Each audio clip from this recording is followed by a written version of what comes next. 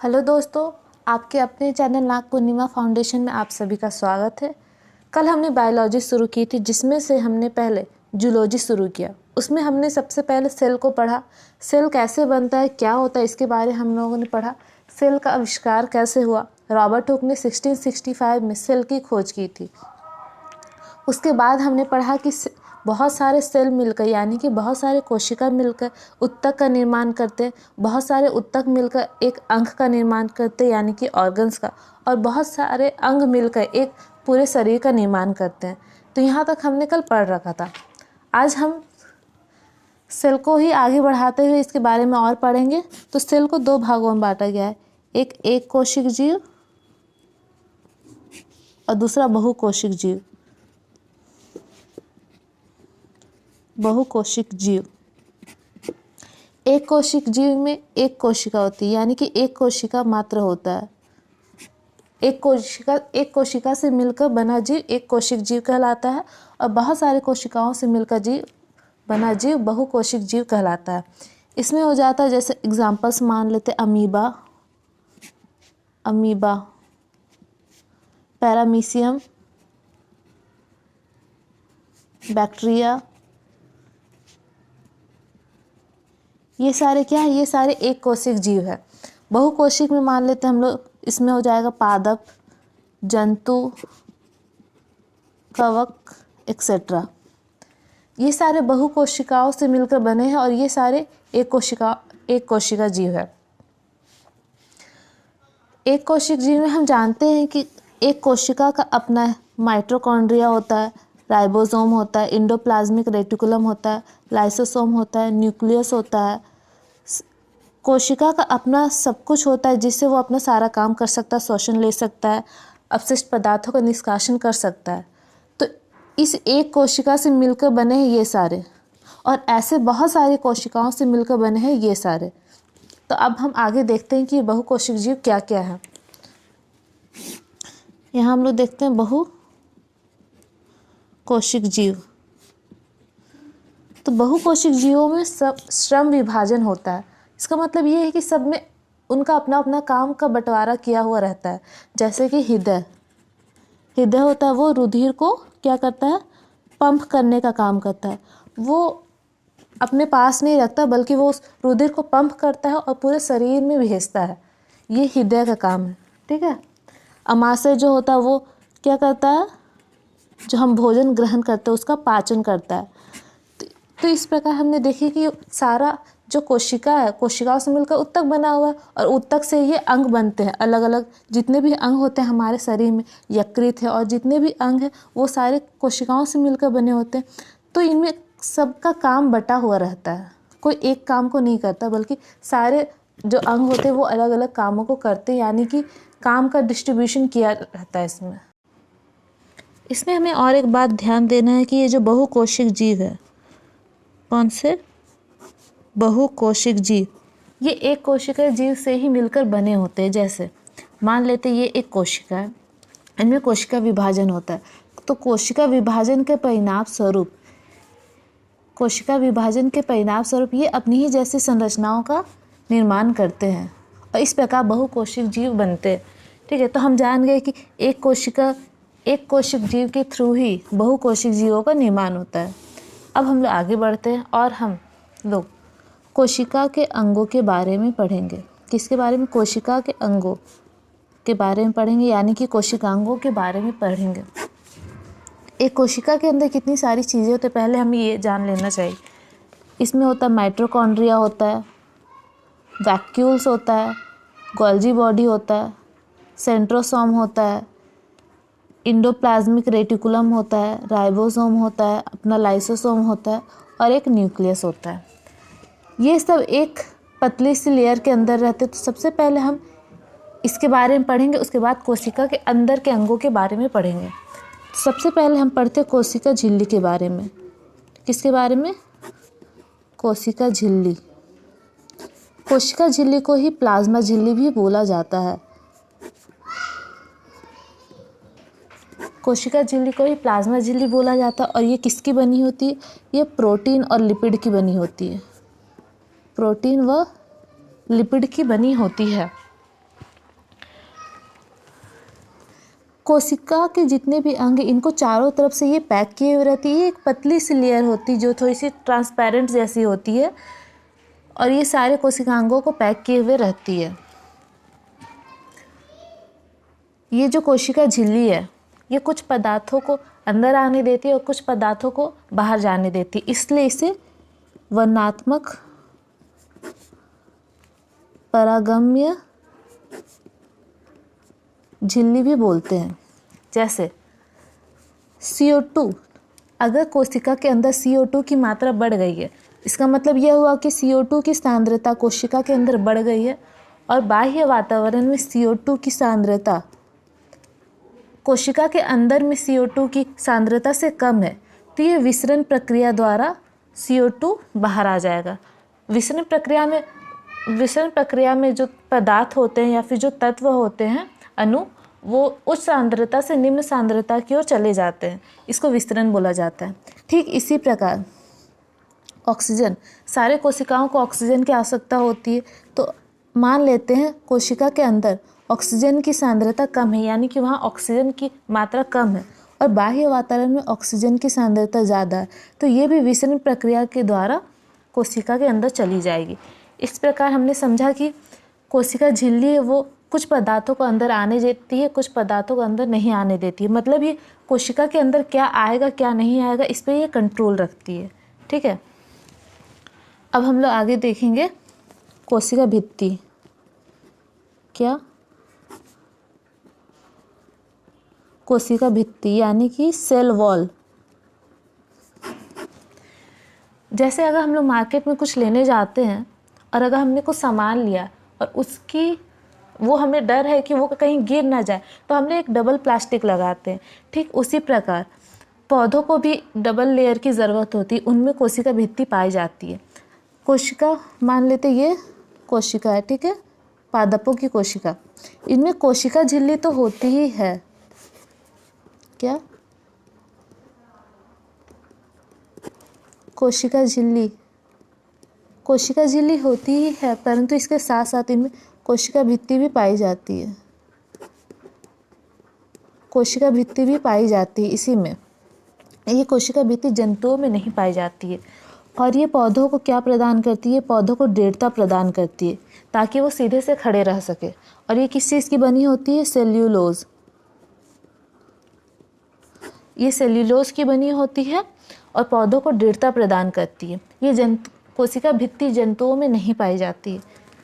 इसके ज़्यादातर सारे पौधों में सेल्यूलोज की कोशिका भित्ति पाई जाती है, परंतु कुछ अपवाद स्वरूप भी होते हैं। तो इसमें देखते हैं जीवाणु। क्या? जीवाणु की कोशिका भित्ति पेप्टिडोग्लाइकिन की बनी होती। किसकी? पेप्टिडोग्लाइकिन की। जीवाणु में कोशिका भित्ति किसकी होती है? पेप्टिडोग्लाइकिन की बनी होती। और कवक में कोशिका भित्ति काइटिन की बनी होती है। इन सबको छोड़कर बाकी सारे पौधों में कोशिका भित्ति किसकी बनी होती है? सेल्यूलोज की बनी होती है। अब हम लोग आगे बढ़ते हैं और हमने बाहर के लेयर के बारे में पढ़ लिया है। कोशिका झिल्ली होती है और कोशिका भित्ति होती है। कोशिका भित्ति पौधों में पाई जाती है, हालांकि पौधों में कोशिका झिल्ली भी पाई जाती है, लेकिन कोशिका भित्ति सिर्फ पौधों में पाई जाती है। ठीक है, अब हम लोग कोशिका के अंदर के तत्वों के बारे में पढ़ेंगे। इसमें हम लोग सबसे पहले देखते हैं माइटोकॉन्ड्रिया के बारे में। ठीक है, माइटोकॉन्ड्रिया के बारे में हम लोग सबसे पहले पढ़ते हैं। इसे कोशिका का ऊर्जा गृह कहा जाता है। क्या कहा जाता है? कोशिका का ऊर्जा गृह। तो इसे कोशिका का ऊर्जा गृह क्यों कहा जाता है, पहले हमें ये जानना है। तो माइटोकॉन्ड्रिया में ही ऑक्सीजन होता है, इसे ऑक्सीजन की ज़रूरत होती है। इसमें ऑक्सीशोषण होता है और ऑक्सीजन के बाद ये ऑक्सीजन लेता है, उसके बाद उसमें क्रेब्स चक्र चलता है। मतलब एक साइकिल है वो जो चलती है। कौन सी साइकिल चलती है? क्रेब्स चक्र। ऑक्सीशोषण होता है, पहले ऑक्सीशोषण होता है, मतलब ऑक्सीजन लेता माइटोकॉन्ड्रिया, उसके बाद उसमें क्रेब्स चक्र चलता है, जिसके परिणाम स्वरूप 38 ATP का निर्माण होता है। 38 एटीपी का निर्माण होता है और ये ग्लूकोज का निर्माण करता है, जिससे हमें क्या मिलती है, ऊर्जा मिलती है। एटीपी का फुल फॉर्म क्या होता है, एटीपी का फुल फॉर्म क्या होता है, एडिनोसिन ट्राइफॉस्फेट,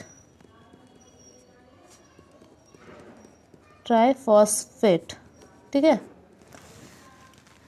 इसको मैंने बताया माइटोकॉन्ड्रिया ऑक्सीजन ग्रहण करता है, इस ऑक्सीजन के परिणाम स्वरूप क्रेब्स चक्र चलता है।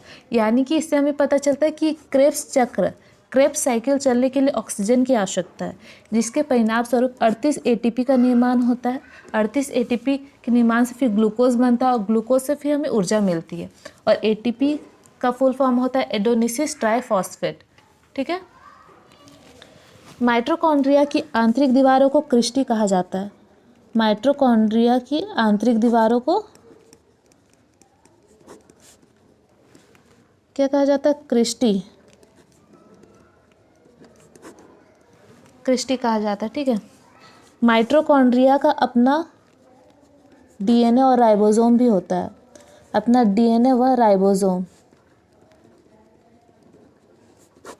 इसका अपना डीएनए और राइबोसोम होता है, तो इसलिए ये अपना प्रोटीन बना सकता है और अपना प्रोटीन बनाता भी है। माइटोकॉन्ड्रिया अपना पर्सनली प्रोटीन बनाता है, ठीक है। अब हमने देखा कि माइटोकॉन्ड्रिया क्या बनाता है, ग्लूकोज बनाता है और ऊर्जा देता है। लेकिन जैसे कि हम लोग कुछ भी काम करते हैं, जैसे कि कोई साइकिल चलाता है, तो उसे पैरों में ज़्यादा एनर्जी की आवश्यकता होती है बाकी बॉडी की तुलना में। फिर जैसे कोई हाथ से कुछ काम कर रहा है तो उसे हाथों में ज़्यादा ऊर्जा की आवश्यकता होती है। तो वो जो ट्रांसफ़र होता है एनर्जी का ट्रांसफ़र होना भी ज़रूरी, तभी तो वो व्यक्ति काम कर पाएगा। तो उस एनर्जी को ट्रांसफ़र करने का काम कौन करता है, गोल्जी उपकरण। गोल्जी उपकरण। माइटोकॉन्ड्रिया जिस एनर्जी का निर्माण करता है उसका परिवहन कौन करता है, गोल्जी उपकरण। पूरे शरीर में कहीं पे भी अगर ज़्यादा एक्स्ट्रा एनर्जी की ज़रूरत है तो उस पोर्शन पे कौन देता है एनर्जी, गोल्जी उपकरण।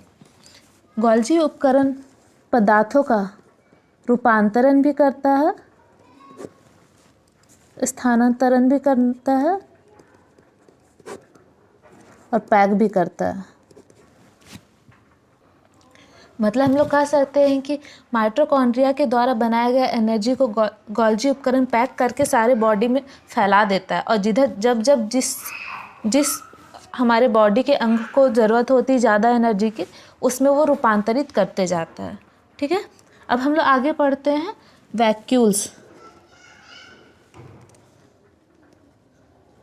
वैक्यूल्स यानी कि राजधानी।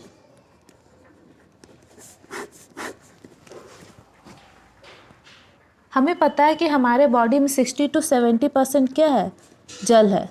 तो ये क्या जल, ये जो जल है क्या एक ही जगह में रहता है स्टोर होकर, नहीं, ये हमारे पूरे बॉडी में रहता है। तो ये जो कोशिका है हमारे शरीर में बहुत सारी कोशिकाएं, क्योंकि हमारा पूरा शरीर तो कोशिकाओं से ही मिलकर बना है। 3 कोशिकाओं में थोड़ा थोड़ा करके सारे कोशिकाओं में ये पानी रहता है, ठीक है। पानी और जो तरल पदार्थ है, जो हमारा द्रव्य है, ये किस में रहता है, वैक्यूल्स में रहता है। इसे हम लोग क्या कहते हैं, तरल पदार्थों की संग्राहक थैलियाँ। मतलब ये जो राजधानी है ये पानी को या फिर तरल पदार्थों को स्टोर करके रखती है हमारे पूरे बॉडी में, ना कि हमारे पूरे बॉडी में एक जगह कहीं पे 60% पानी स्टोर है, ऐसा नहीं होता है। सारे कोशिकाओं में थोड़ा थोड़ा स्टोर होता है पानी, ठीक है। अब हम लोग आगे पढ़ेंगे सेंट्रोसोम। क्या पढ़ेंगे हम लोग, सेंट्रोसोम यानी कि तारकाय।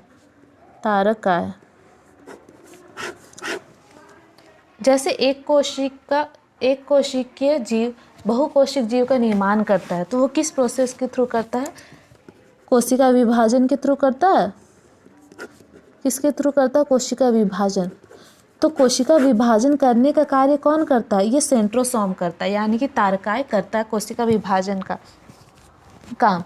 और ये सिर्फ जंतुओं में करता है, जंतुओं में और मानवों में, हम लोग तो जंतुओं में ही आते हैं। तो ये मानव में भी सेंट्रोसोम ही है जो कोशिका विभाजन करता है। और पौधों में कौन करता है? पौधों में सेल प्लेट होते हैं, ये कोशिका का विभाजन करते हैं। ठीक है, कोशिका विभाजन करते हैं। और जंतु और मानवों में कौन करता है? जंतु और मानवों में कोशिका विभाजन सेंट्रोसोम करता है। जैसा कि अभी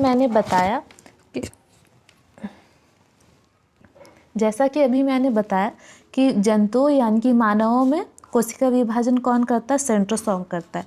लेकिन यहाँ पे हमें और एक बात जानना है कि ब्रेन में यानी कि तंत्रिका कोशिका में कोशिका विभाजन ना के बराबर होता है। बहुत ही कम होता है, एकदम ना के बराबर होता है। और सबसे ज़्यादा कोशिका विभाजन कहाँ होता है? लिवर में सबसे ज़्यादा। इसको हम लोग इस प्रकार देख सकते हैं। जंतु और मानव में कोशिका विभाजन कौन करता है? सेंट्रोसोम करता है। सबसे ज़्यादा कोशिका विभाजन कहाँ होता है? लिवर में। और सबसे कम कहाँ होता है? ब्रेन में, यानी कि तंत्रिका तंत्र में एकदम ना के बराबर कोशिका विभाजन होता है। ठीक है, कोशिका विभाजन को हम लोग कैसे समझ सकते हैं? तो जैसे देखते हैं हम लोग कि बचपन के टाइम किसी बच्चे को भी जल्दी चोट लग जाती है तो वो जल्दी ठीक हो जाता है उनका। लेकिन वही जैसे ही वो बड़े हो जाते हैं तो उनका जल्दी ठीक नहीं होता, क्योंकि वो जो सेंट्रोसोम होता है उनमें कोशिका विभाजन करने की क्षमता धीरे धीरे कम होती जाती है। बच्चों का अगर हाथ टूट जाता है तो वो जल्दी ठीक हो जाता है, 15 दिन में 20 दिन में वो ठीक हो जाता है। लेकिन बड़े होने के बाद जो बूढ़े होने लगते हैं जैसे जैसे, उसके बाद 45 दिन में या 2 महीने में या अच्छे से वो जुड़ता भी नहीं है। क्यों? क्योंकि उनमें कोशिका विभाजन की क्षमता कम हो जाती है। फिर हम लोग देखते होंगे जैसे जिनको शुगर की बीमारी होती है, उनका अगर ऑपरेशन करना होता है या उनको कहीं भी चोट वगैरह लग जाती है तो उनका जल्दी रिकवर नहीं हो पाता है। क्यों नहीं रिकवर हो पाता है? क्योंकि शुगर के कारण कोशिका विभाजन की क्षमता वो इफ़ेक्ट हो जाती है और वो कम हो जाती है। इस कारण शुगर वाला पेशेंट लोग को पहले शुगर को थोड़ा कंट्रोल किया जाता है, तब जाके कुछ भी ऑपरेशन या फिर कुछ भी इलाज चलता है। लेकिन ये जो कोशिका विभाजन है ये अच्छा भी और ख़राब भी है। क्यों? अगर किसी के बॉडी में कोशिका विभाजन अच्छा होता है तो उसे कहीं भी चोट वगैरह लग जाएगी तो वो जल्दी ठीक हो जाएगा। लेकिन यहाँ पे और एक प्रॉब्लम ये होती है कि जैसे हम जानते हैं कि कैंसर बीमारी, कौन सी कैंसर, इसमें क्या होता है कि मान लेते कहीं हमारे पेट में या कहीं 10 कोशिकाएं किसी भी कारण मर गई, हमें चोट लग गया या हमने किसी चीज़ का ऑपरेशन करवाया तो उस पोर्शन में बहुत सारी कोशिकाएं 10-15 कोशिकाएं मर गई, तो वहाँ पे फिर कोशिका विभाजन होगा। अब कोशिका विभाजन होगा तो वहाँ पे 20 कोशिकाएं फिर बनेगी, 30 बनेगी, 40 बनेगी तो भी चलेगा। लेकिन अगर वहाँ पे 1 लाख 2 लाख कोशिकाएं बन जा रही है तो वो लोग रहेंगे कहाँ? ये भी तो प्रॉब्लम है। तो फिर वहाँ पे कैंसर के लक्षण दिखने लग जाते हैं। तो इसलिए कहा जाता है कि कोशिका विभाजन अच्छा है, लेकिन अगर वो ज़रूरत से ज़्यादा हो तो फिर वो कैंसर का रूप ले लेता है। ठीक है, इसमें हमें और एक चीज़ देखना है कि लीवर में कोशिका विभाजन सबसे ज़्यादा होता है, इसलिए लीवर में अगर चोट लगती है तो वो जल्दी ठीक हो जाती है। लेकिन ब्रेन में कोशिका विभाजन ना के बराबर होता है। ठीक है, ब्रेन में कोशिका विभाजन ना के बराबर होता है। तो आप लोग सोचते हो कि ब्रेन कैंसर सुने, ब्रेन ट्यूमर सुने, ये सारी चीज़ें क्या होती, तो ये मैं थोड़ा सा आप लोगों को बता दे रही हूँ। तो ये जो ब्रेन है ये 2 प्रकार के सेल से बना होता है, एक न्यूरॉन और एक गीलियन सेल। किससे? गीलियन सेल से बना होता है। ठीक है, ये 90% होता है ब्रेन में और ये 10%। इसमें सेंट्रोसोम नहीं पाया जाता है। सेंट्रोसोम नहीं पाया जाता तो इसमें कोशिका विभाजन भी नहीं होगा। लेकिन ये जो गीलियन सेल है इसमें सेंट्रोसोम होता है। सेंट्रोसोम अगर होगा तो जाहिर सी बात है कि कोशिका विभाजन भी होगा ही। तो इसमें होता है ट्यूमर, इसमें कैंसर नहीं होता ब्रेन में, इसमें ट्यूमर होता है। ट्यूमर में ही इंसान डेथ कर जाता है। इसमें अगर एक लिमिट से ज़्यादा कोशिका विभाजन होने लगता है तो ट्यूमर का रूप ले लेता है। तो हम लोग बोलते हैं कि उसे ब्रेन ट्यूमर हो गया। क्या? Brain tumour. Brain tumour means क्या हो गया? ज़रूरत से ज़्यादा कोशिकाएं विभाजित होकर बनने लग रही है और वो रुक ही नहीं रही है, तो वो ब्रेन ट्यूमर का रूप ले लेता है और फिर उससे इंसान की मृत्यु हो जाती है। ठीक है, क्या हो जाती है? मृत्यु हो जाती है। खैर ये सब तो ब्रेन हमारा एक अलग सा चैप्टर ही है, इसके बारे में हम लोग बाद में पढ़ेंगे। और अभी तो हम लोग कोशिका के अंगों के बारे में पढ़ रहे थे, तो उसमें हम लोग फिर से आते हैं और उसके बारे में और हम लोग पढ़ेंगे। अभी हमने क्या क्या पढ़ा?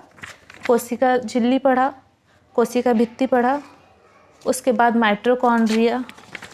क्या क्या पढ़ा हमने? पहले कोशिका झिल्ली, फिर कोशिका भित्ति, फिर माइटोकॉन्ड्रिया के बारे में पढ़ा, गोल्जी उपकरण, वैक्यूल्स यानी कि राजधानियाँ, सेंट्रोसोम यानी कि तारकाएं, और यहाँ पे हमने थोड़ा सा ब्रेन के बारे में पढ़ा। ठीक है, आज के लिए बस इतना ही। आप सभी को हमारा वीडियो कैसा लगा हमें कमेंट करके ज़रूर बताएं, और अगर आपको हमारा कंटेंट अच्छा लग रहा हो तो हमारे चैनल को please like, subscribe and share करें। Thank you.